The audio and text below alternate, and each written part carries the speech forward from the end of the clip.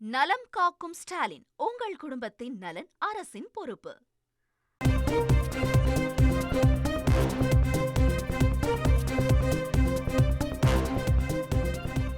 பாமக நிறுவனர் ராமதாஸின் cellphone hack செய்யப்பட்ட விவகாரம் தொடர்பாக காவல் நிலையத்தில் புகார் அளிக்கப்பட்டிருக்கிறது. மேலும் விவரங்களை செய்தியாளர் ராஜசேகர் வழங்க கேட்கலாம். ராஜசேகர், வணக்கம். அந்த புகாரில் என்ன தெரிவிக்கப்பட்டிருக்கிறது? முழு தகவல்களை சொல்லுங்க.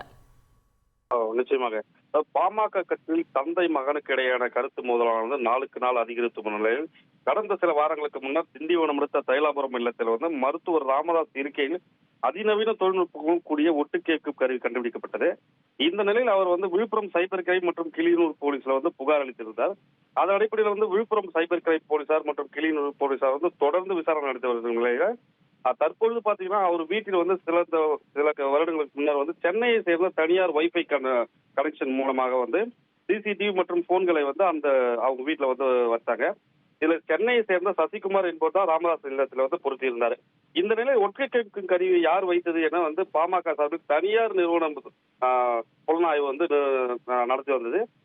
இந்த நிலையில பார்த்தோன்னா அந்த விசாரணை மேலும் சந்தேகத்தின் அடிப்படையில வேறு ஏதேனும் வீட்டில் உள்ளதா என ஆராய்ச்சி செய்த போது அப்பொழுது வைஃபை மற்றும் போன் சிசிடிவிகள் ஆக்ட் செய்யப்பட்டுள்ளதாக தனியார் நிறுவனம் தெரிவித்தது.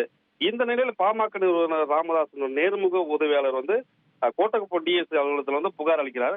இது சம்பந்தமாக விரைந்து விசாரணை நடைபெறும், சம்பந்தப்பட்டவர்கள் மீது உரிய நடவடிக்கை எடுக்கணும்னு சொல்லிட்டு புகார் ஒன்று அளிக்க உள்ளார். தகவல்களுக்கு நன்றி ராஜசேகர்.